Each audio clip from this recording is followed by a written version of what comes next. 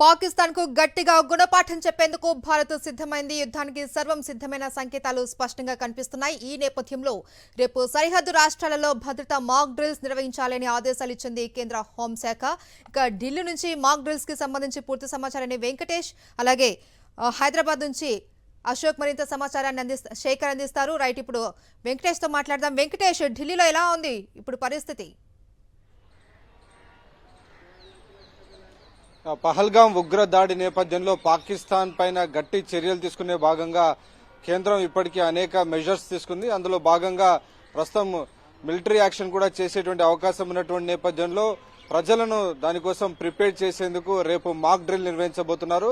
So దేశంలో ఉన్నటువంటి కీలక రక్షణ సంస్థలు, రక్షణ ప్రాజెక్టులకు సంబంధించినటువంటి కానీ అలాగే ఇతర ఇన్స్టిట్యూషన్స్ వద్ద భారీ ఎత్తున మాక్ డ్రిల్ నిర్వహించబోతున్నారు. దాదాపు పాకిస్తాన్ భారత్ సరిహద్దు 3,300 కిలోమీటర్ల పొడవు ఉంది. సో ఈ సరిహద్దులో ఉన్నటువంటి అన్ని రాష్ట్రాలలో ఖచ్చితంగా రేపు మాక్ డ్రిల్ నిర్వహించబోతున్నారు. అలాగే కీలకమైనటువంటి ఇన్స్టిట్యూషన్స్, హైదరాబాద్ లో డిఆర్డీఓ లాంటి ఒక ఇన్స్టిట్యూషన్ ఉంది.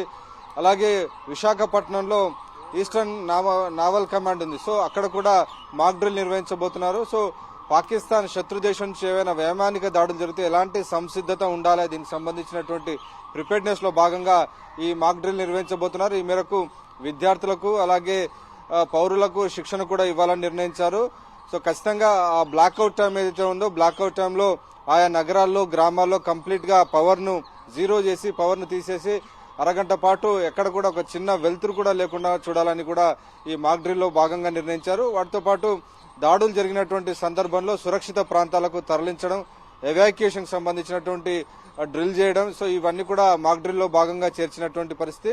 అలాగే ప్రజలందరూ కూడా తమ యొక్క విద్యుక్త ధర్మంలో భాగంగా ఇటు అధికారులతో సహకరించి వారు ఇచ్చినటువంటి సూచనలు పాటించాలి. వాటితో పాటు సోషల్ మీడియాలో వచ్చేటువంటి ఫేక్ న్యూస్ నమ్మదు, కేవలం రేడియో అండ్ ఆఫీసర్స్ చెప్పేటువంటి సూచనలు మాత్రమే పరిగణలోకి తీసుకున్నారు. సో రేపు జరిగేటువంటి మాక్ డ్రిల్ లో ప్రధానమైంది ఎయిర్ రైడ్ సైరన్. అంటే విమాన దాడి జరిగే ముందు, వైమానిక దాడులు జరిగేటువంటి సమయంలో ముందుగానే ఈ సైరన్ మోగిస్తారు. సో ఈ సైరన్ మోగిన వెంటనే ప్రజలందరూ కూడా సురక్షిత ప్రాంతాల్లో వెళ్లి తలదాచుకోవాల్సి ఉంటుంది. సో సరిహద్దులో అయితే చాలా చోట్ల బంకర్లు ఉన్నాయి. సో ఇతర ప్రదేశాల్లో మాత్రం బేస్మెంట్ లోకి వెళ్లిపోవడం, లేదంటే మెట్రో స్టేషన్లు ఉంటే భూగర్భ మెట్రోలోకి వెళ్లిపోవడం, సో అలాగే ఇతర సురక్షిత ప్రాంతాలకు ఎవాక్యుయేట్ చేసే విధంగా కొన్ని చర్యలు తీసుకుంటున్నారు. దీనికి సంబంధించినటువంటి గైడ్ లైన్స్ కూడా ఇప్పటికే షేర్ చేసినటువంటి పరిస్థితి. సో ప్రధానమైనటువంటి దృష్టి ఈ 5 రాష్ట్రాలు, జమ్మూ కాశ్మీర్, రాజస్థాన్, గుజరాత్, పంజాబ్, లడాక్, హిమాచల్ ప్రదేశ్.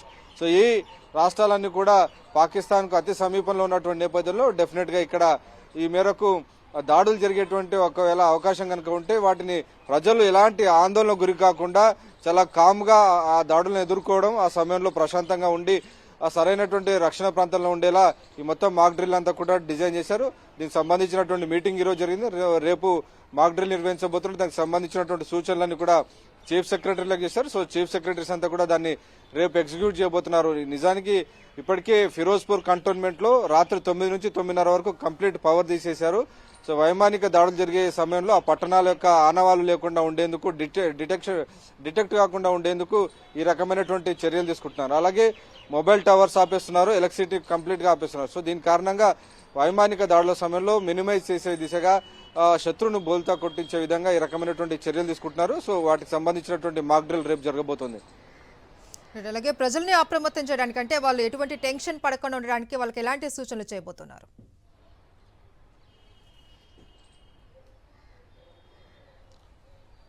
ఖచ్చితంగా ప్రజలను ప్రిపేర్ చేసేటువంటి క్రమంలో భాగంగానే ఈ మాక్ డ్రిల్ నిర్వహించాలని కేంద్ర ప్రభుత్వం భావిస్తోంది. అకస్మాత్తుగా కనుక ఏవైనా ఉపద్రవం వస్తే వెంటనే ప్రజలు హైరాణ పడకుండా, ఆందోళనకు గురి కాకుండా ముందుగానే వారికి స్టాండర్డ్ ఆపరేటింగ్ ప్రొసీజర్స్ ఏవైతే ఇస్తారో, సైరన్ మోగించినప్పుడు ఎలాంటి వ్యవహారంతో ఉండాలి, ఎలా వ్యవహరించాలి, దీనికి సంబంధించిన అలాగే ప్రజలందరూ కూడా కొంత ఫస్ట్ ఎయిడ్ కూడా నేర్చుకోవాలని సూచించినటువంటి పరిస్థితి. సో రక్షణ ప్రాంతాల్లో ఉన్నప్పుడు, సురక్షిత ప్రాంతాలకు చేరినప్పుడు ఖచ్చితంగా వాటర్ గానీ, అలాగే ఫ్లాష్ లైట్స్ గానీ, కొన్ని మెడిసిన్స్ గానీ తప్పనిసరిగా తమ దగ్గర ఉంచుకోవాలని కూడా అధికారులకు సూచిస్తున్నటువంటి పరిస్థితి. 1971 తర్వాత ఇలాంటి ఎక్సర్సైజ్ జరగడం ఇదే తొలిసారి. దాదాపు 54 సంవత్సరాల తర్వాత ఇలాంటి ఎక్సర్సైజ్ జరుగుతుంది. గతంలో 1971లో పాకిస్తాన్ తో యుద్ధం వచ్చినటువంటి సమయంలో సేమ్ ఇదే రకమైనటువంటి మాక్ డ్రిల్ నిర్వహించారు. సో కీలకమైనటువంటి ఇన్స్టిట్యూషన్స్ కానీ, పెద్ద పెద్ద పవర్ ప్రాజెక్ట్స్ కానీ, డ్యామ్స్ కానీ, అలాగే రక్షణ సంస్థలు కానీ, అణ్వస్త్ర కేంద్రాలు ఉన్నటువంటి ప్రాంతాల్లో మరింత భద్రతను పెంచి ఆ ప్రాంతాల్లో ముందుగానే రక్షణ చర్యలు తీసుకునే విధంగా ఈ మాక్ డ్రిల్ ఉండబోతోంది. Right, thank you Venkatesh.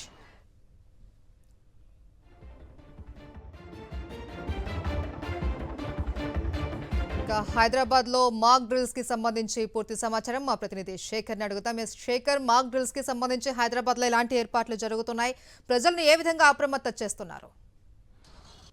Yes Maheshwari, దేశవ్యాప్తమైనటువంటి ప్రధాన నగరాల్లో గ్రేటర్ హైదరాబాద్ సిటీ కూడా ఒకటి. ఏదైనా విపత్కరమైనటువంటి పరిస్థితి, ఆపత్కరమైనటువంటి పరిస్థితి ఏదైనా వచ్చినటువంటి సందర్భంలో హైదరాబాద్ నగర వాసులకు, తెలంగాణ ప్రజలకు ఎట్లాంటి ఇబ్బందులు కాకుండా ముందస్తుగానే అప్రమత్తం చేసేటువంటి నేపథ్యంలో భాగంగానే ఈ మాక్ డ్రిల్ నిర్వహిస్తూ ఉన్నారు. హైదరాబాద్ నగరంలో మొత్తం 4 చోట్ల ఈ మాక్ డ్రిల్ నిర్వహిస్తున్నట్లు తెలుస్తూ ఉంది. సికింద్రాబాద్లో నిర్వహిస్తూ ఉన్నారు, అట్లాగే కాంచన్బాగ్ సంబంధించినటువంటి ఎన్ఎఫ్సిలో నిర్వహిస్తున్నట్లు తెలుస్తూ ఉంది, అట్లాగే గోల్కొండలో నిర్వహిస్తున్నట్లు తెలుస్తూ ఉంది. దీంతోపాటు డిఆర్డిఏలో కూడా నిర్వహిస్తున్నట్లు తెలుస్తుంది. మొత్తం 4 చోట్ల ఈ మాక్ డ్రిల్ నిర్వహిస్తున్నారు. డిఫెన్స్ ఆధ్వర్యంలో ఈ మాక్ డ్రిల్ ఉంటుంది. కీలకమైనటువంటి ఈ మాక్ డ్రిల్ను ప్రజలను యుద్ధ సమయంలో వైమానిక దాడులు జరిగినప్పుడు కావచ్చు, అట్లాగే ప్రభుత్వం నుంచి ఏదైనా మెసేజ్ ప్రజలకు అందాల్సినటువంటి సందర్భంలో సోషల్ మీడియా ప్లాట్ఫామ్స్ కావచ్చు, అట్లాగే టీవీల ద్వారా కావచ్చు, ఇతర పత్రికల మాధ్యమాల ద్వారా కావచ్చు, ఎట్లాగా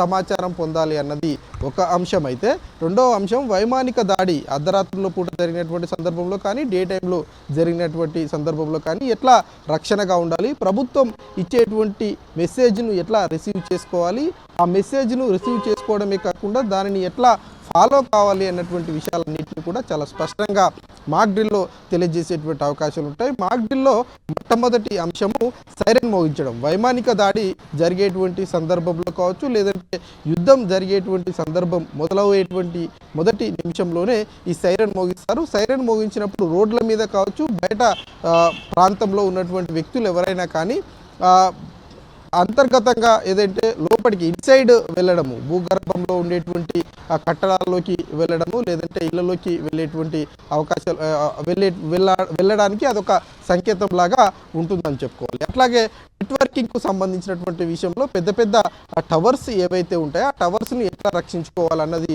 ఒక అంశం ఉంటుంది. అట్లాగే కీలకమైనటువంటి కట్టడాలు కూడా వాటిని ఎట్లా రక్షించుకోవాలి, డిఫెన్స్కు సంబంధించినటువంటి ప్రాంతాలు ఏవైతే ఉంటాయో వాటిని ఎట్లా రక్షించుకోవాలి అన్నటువంటి అంశాలలో భాగంగా రాత్రిపూట కనుక దాడులు జరిగితే పవర్ అంతా కూడా మొదటగా కట్ చేస్తారు. ఎందుకంటే కీలకమైనటువంటి కట్టడాలు కావచ్చు, డిఫెన్స్ ప్రాంతాలను ఆ వైమానిక దాడి చేసే వాళ్లకు తెలియకుండా వీటన్నిటిని పవర్ను కట్ చేసేటువంటి అవకాశం ఉంటాయి. డే టైంలో కనుక బంకర్లలోకి వెళ్ళడము, లేదంటే అంత భూగర్భ జలాల్లో ఉండేటువంటి ఏవైతే జాగ్రత్తగా ఉండడానికి ప్రాంతాలు ఏవైతే ఉంటాయో ఆ ప్రాంతాల్లోకి వెళ్ళి ఉండడము జరుగుతుంది. ఇక ప్రభుత్వం ఇచ్చేటువంటి మెసేజ్ను మాత్రమే ఫాలో కావాల్సి ఉంటుంది. సొంత నిర్ణయాలు ఎక్కడ కూడా తీసుకోవడానికి అవకాశం ఉండదు. అది ఇతర స్థిర ఆస్తులను ముఖ్యంగా కాపాడుకోవడం ఒకటైతే, వ్యక్తుల ప్రాణాలు పోకుండా కాపాడుకోవడం రెండో అంశంగా కీలకంగా భావిస్తూ ఉంటుంది. కాబట్టి ఈ మాక్ డ్రిల్లో ఈ అంశాలన్నింటినీ తెలియజేస్తే మొత్తం రేపు